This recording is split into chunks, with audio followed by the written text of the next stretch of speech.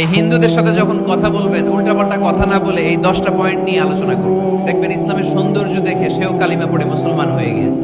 তাহলে হিন্দু ভাইদেরকে যখন দাওয়াত দিব, বলবো ভাই আমরা এত কিছুর পূজা করি না, আমরা হিন্দু ধর্মের প্রতি শ্রদ্ধাশীল, কোন ধর্মকে নিয়ে আমরা কোনো কটূক্তি কখনো করি না। তবে চিন্তার জন্য মাঝে মাঝে কিছু যৌক্তিক কথা আমরা ছুড়ে দেই, ঠিক কিনা?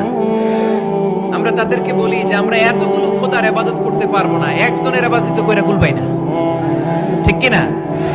এইভাবে যুক্তির আলোকে আমরা বুঝাবো আমাদের ধর্মটা একজন রবকে কেন্দ্র করে। এজন্য ইসলাম ধর্মের প্রথম বৈশিষ্ট্যের নাম আর রব্বানিয়া। কি নাম? মাশাআল্লাহ। 2 নাম্বার বৈশিষ্ট্যের নাম হচ্ছে আল ইনসানিয়া, এর মানে হচ্ছে মানবতার ধর্ম। এটা ইসলাম কিসের ধর্ম? ইসলামের 3 নাম্বার বৈশিষ্ট্যের নাম হচ্ছে আশ-শুমুল।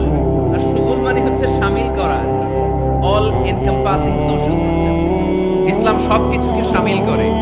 আপনি এমন কোনো প্রশ্ন করতে পারবেন না যে হুজুর এটা ইসলামে আছে যে আমাকে বলতে হবে না, আমি অবশ্যই বলবো ইয়েস।